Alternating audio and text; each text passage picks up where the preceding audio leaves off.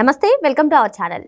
కల్తీ మద్యం వ్యవహారం ప్రస్తుతం ఏపీ రాజకీయ వర్గాల్లో చర్చనీయాంశంగా మారింది. మరి ఈ కల్తీ మద్యం వ్యవహారంలో ఏవన్గా ఉన్నటువంటి జనార్దన్ రావు జగన్ జమానాలోనే ఈ కల్తీ మద్యం వ్యవహారం చేశారని చెప్పి పలు వార్తలు వస్తున్నాయి. మరో పక్క చూసుకున్నట్లయితే చంద్రబాబు నాయుడు గారు కూడా అసలు కల్తీ మద్యం పేరు ఎక్కడైనా వినిపించినా ఎవరైనా ఉన్నా సరే అసలు ఉపేక్షించేది లేదని చెప్పి హెచ్చరిస్తున్నారు. ఆయన మరొక మాట అన్నారు, ప్రస్తుతం ఏపీ లిక్కర్ స్కామ్ని డైవర్ట్ చేసే విధంగానే దీన్ని తెరపైకి తీసుకొచ్చారా అని చెప్పి సీఎం చంద్రబాబు నాయుడు గారు అనుమానం వ్యక్తం చేయడాన్ని ఏ విధంగా చూడాలి తెలుసుకునే ప్రయత్నం చేద్దాం. దీన్ని విశ్లేషించడానికి మనతో పాటుగా ఉన్నారు ప్రముఖ ఆర్థిక, రాజకీయ, సామాజిక విశ్లేషకులు అరిసిమెల్లి శ్రీనివాస్ గారు. నమస్తే సార్. నమస్తే. ఏపీ లిక్కర్ స్కామ్ మరొక అడుగు దూరంలోనే తాడేపల్లి కొంపను తడతారు పోలీసులు, సిట్ అధికారులు. ఈ గతంలో మనం ఎక్కువగా విన్న వార్తలు సార్. కానీ ఈరోజు కల్తీ మద్యం వ్యవహారం రావడం అంటే ఈ ఏపీ లిక్కర్ స్కామ్ని డైవర్ట్ చేయడానికే కావాలనే తీసుకొచ్చారని చెప్పి సాక్షాత్తు సీఎం చంద్రబాబు నాయుడు గారు చెప్తున్నారు. మరో పక్క చూసుకున్నట్లయితే ఏదైతే వైసీపీ తీవ్ర విమర్శలు, ఆరోపణలు చేసిందో అదే కల్తీ మద్యం వ్యవహారం జనార్దన్ రావు వైసీపీ హయాంలోనే స్టార్ట్ చేసినట్టుగా తెలుస్తుంది. ఏంటి ఈ కల్తీ మద్యం వ్యవహారం ఏంటి? ఆంధ్ర టు ఆఫ్రికా అంటున్నారు, ఆఫ్రికాలోనే నేర్చుకుని ఆంధ్రాలో పెట్టారని చంద్రబాబు నాయుడు గారు చెప్తున్నారు. దీనిపైన మీ అభిప్రాయం ఏంటి సార్? అసలు ఈ లిక్కర్ ఈ టైప్ డిస్టిలరీస్ పెట్టి వ్యాపారం చేయాలనేటువంటి ఆలోచన ఎప్పుడు వచ్చిందంటే రాజశేఖర రెడ్డి గారు ముఖ్యమంత్రిగా ఉండగా వాళ్ళ కుటుంబం అందరినీ ఒడ్డున పడేసే కార్యక్రమం చేశాడు ఆయన. ఎందుకంటే అప్పుడు దాకా వాళ్ళందరూ కూడా కొంచెం ఆర్థికంగా చాలా ఇబ్బందుల్లో ఉన్నారు ఫ్యామిలీ అంతా. ఏదో తినడానికి ఉండటానికి లోటు లేకపోయినా ఈ రకమైన మూటలు కట్టేసుకుంటానికి ఉండేది కదా వాళ్ళకి. ఈవెన్ రాజశేఖర రెడ్డి గారితో సహా ఇబ్బందులు ఉండేవారు. వాళ్ళు ఏం చేశారంటే ఆయన రాగానే ఒకసారి తాగడానికి మంచినీళ్ళు లేని కోతులకి 100 అరటిపళ్ళు గెలలు పడితే ఎలా ఉంటుంది అలాగే వచ్చేసింది. వాళ్ళు అందరికి రాష్ట్రాన్ని అప్పచెప్పేసాడు, మొత్తం కొలగొట్టేశారు వాళ్ళు.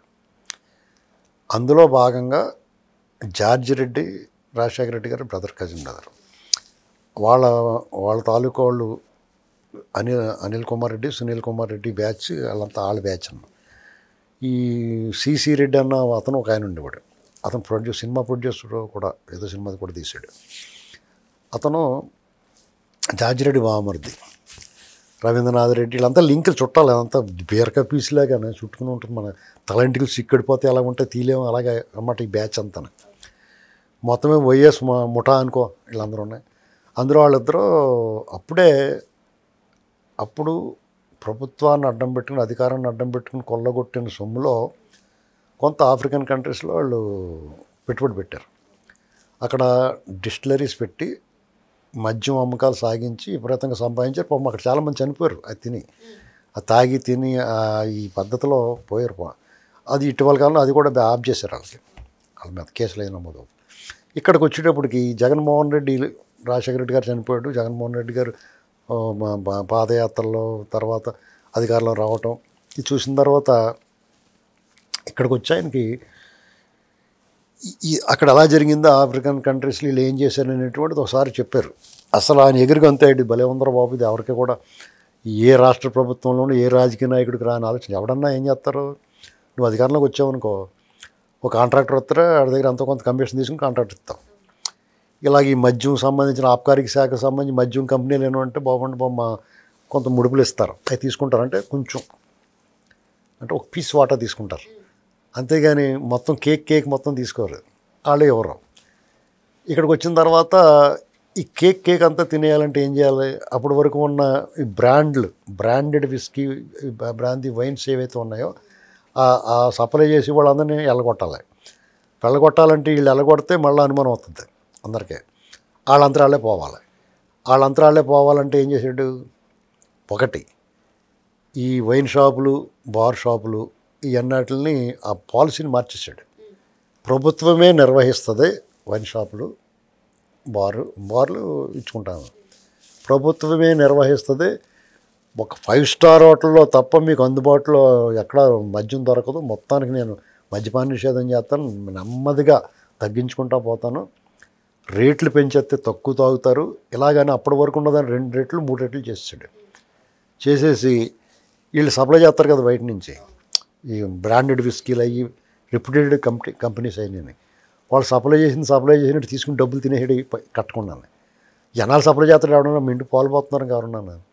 ఒక నెల ఇవ్వకపోతే వచ్చే నెల కూడా ఇవ్వకపోతే ఫోన్లో అన్నాల నుంచి పోసుకుంటున్నారు. 2 నెలలు ఇవ్వలేదు, 3 నెలలు కూడా ఇవ్వకపోతే ఇది ఏంటని అడుగుతాను. 4 నెలలు ఇవ్వకపోతే మా నెత్తపోతాం. వీళ్ళు అలాగే మొత్తం లాగేసాడు. వాళ్ళు అంతరాలే పోయిన వాళ్ళు అంతరాలే పోయారు కదా, మీరు పోతే మేము చేసుకోలేమా, ఈ మాత్రానికి మేము వండుకోలేమా అంటాం కదా. అలాగే శోభరంగా ఇంటికాడ వండిచ్చేసాడు. ఒక డిస్టిలరీస్ అని తీసుకుని నీదో నాదో ఇంకొకరిది ఎవరో ఒకరు డిస్టిలరీస్ ఉంటే అవి బలవంతంగానో బతిమాలో ప్రలోభపెట్టో లేకపోతే ఎంతో కొంత ఇచ్చో తీసేసుకున్నారు. తీసేసుకుని వాళ్ళే వండేయటం మొదలెట్టారు. ఒకే రకం వండేసి 100 రకాల బ్రాండ్లు రకరకాల స్టిక్కర్లు ప్రింటింగ్ చేయించడం, దానికి అంటించేయటం, సీల్ వేసేయటం, అమ్మేయటం. దాంట్లో అది ఎప్పుడు కూడా మద్యం అప్పటికప్పుడు తాజా సరుకు తాగకూడదు. ఏదన్నా సరే మన వండిన ఆహార పదార్థాలు ఏమైనా తాజాగా తినాలని చెప్తారు, మద్యం మాత్రం నిల్వ ఉండాలని చెప్తారు. ఏటో మరి విచిత్రం ఏంటండి, దానికి వాల్యూ పెరుగుతూ ఉంటుంది.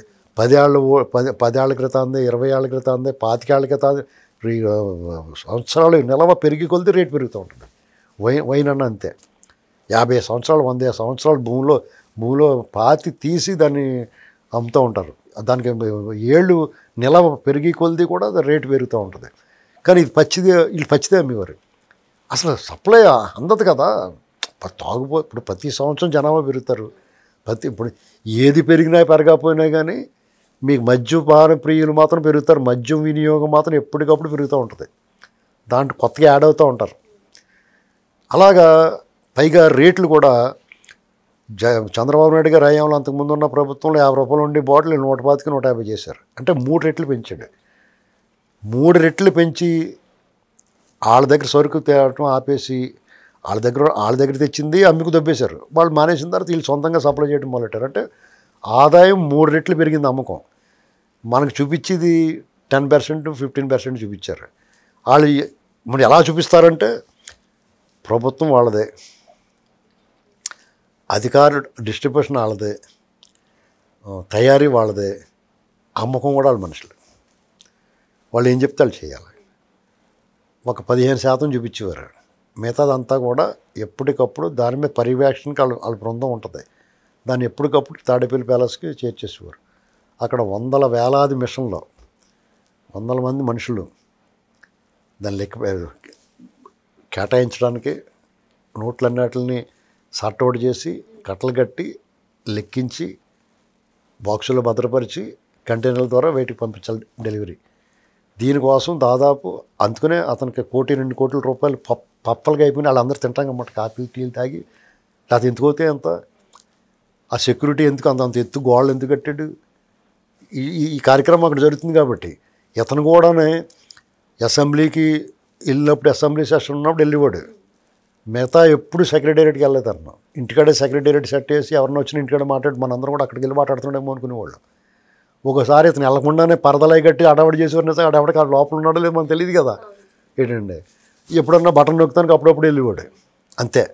మిగతా అంతా కూడా జాగ్రత్తగానే ఇప్పుడు ఏదైనా ఫంక్షన్ జరుగుతున్నట్టు వంటలు చేస్తున్నట్టు వంటల సూపర్వైజర్ అన్నీ చూసుకుంటూ ఉంటాడు కదా, జాగ్రత్తగా అవి వండుతున్నారు ఇవి వండుతున్నారు అని. అలాగే డబ్బులు ఎక్కడతాం అది చూసుకునేవాడు అంతే అతను.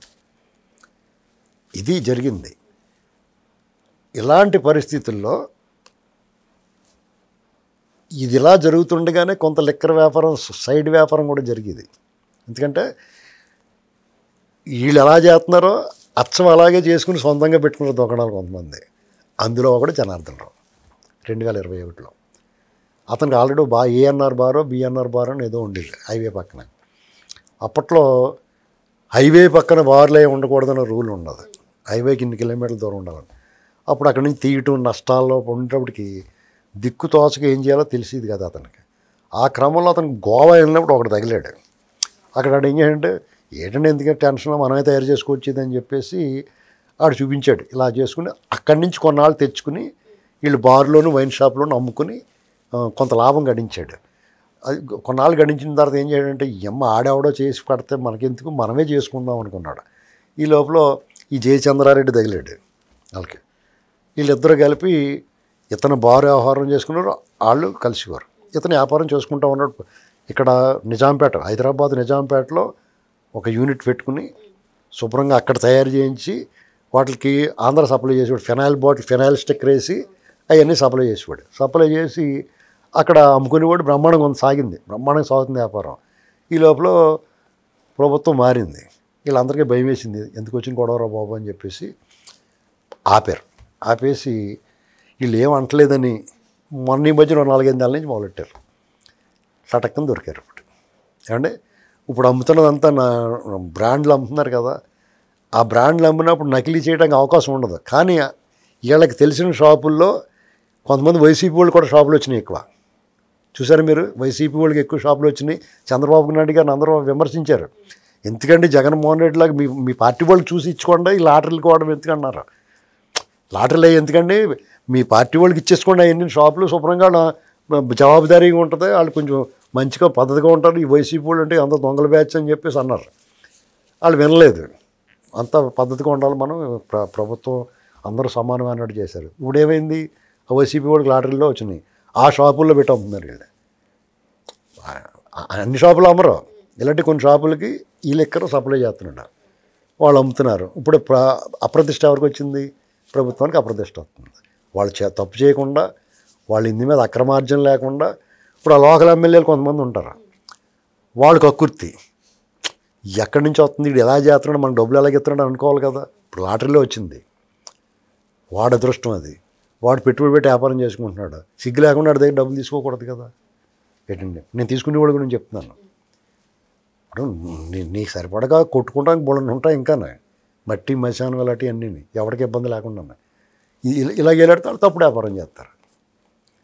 తప్పుడు వ్యాపారం చేస్తే ఆ చెడ్డ పేరు అల్టిమేట్గా ఎవరికి వస్తుంది, గవర్నమెంటు ప్రభుత్వానికితో పాటు చంద్రబాబు నాయుడు గారు లాంటి వాడికి వస్తుంది కదా. మచ్చ లేకుండా ఆయన మీద కరప్షన్ ఎప్పుడూ లేదు, ఆయన మీద కరప్షన్ ఎలిగేషన్ ఎప్పుడూ లేదు, కరప్టెడ్ అని ఎవ్వరు అనరు ఆయన్ని. ఎందుకంటే ఆయన 4వ ముఖ్యమంత్రి, 4వ ముఖ్యమంత్రి అవడైనా. అలాంటి వాళ్ళందరూ ఊరికే నిందలేశారు తప్ప ఎవడో కనీసం ఆధారాలు చూపించలేకపోయారు. మన జగన్మోహన్ రెడ్డి కూడా ఏం చేశాడు, లేని రింగ్ రోడ్డు ఉందని చెప్పి ఇసుక ఫ్రీగా ఇచ్చాడు, ఇలాంటి కేసులు పెట్టారు ఆయన మీద. మరి ఇప్పుడున్న ఎమ్మెల్యేలు మరి అది బాధ్యతగా ఉండాలి కదా కొంతమంది. అలాగే జనార్దన్ ఇప్పుడు ఏం చేయడం, నిజంగా చంద్రబాబు నాయుడు గారు కనుక ఉద్దేశపూర్వకంగా ఆ ప్రభుత్వం కరప్టెడ్ అయ్యి వాళ్ళు కూడా ఇందులో ఆశిస్తే వాళ్ళు తక్షణ చర్యలు ఉంటాయా. జగన్మోహన్ రెడ్డి ఏం చేయడు, చంపేసి డెలివరీ ఇచ్చినట్టు పక్కన కూర్చోబెట్టుకున్నాడు. వాళ్ళని ఏమి మొహమాటలాగా కాపాడుకుంటాడు అతను. ఈయన మా పార్టీ అయినా, తమ్ముడు తనవాడైనా, ధర్మం అన్నట్టు ఇమ్మీడియట్గా సస్పెండ్ చేశారు. వాళ్ళ మీద చర్యలు కూడా, కేసు కూడా కట్టి లోపల వేస్తారు.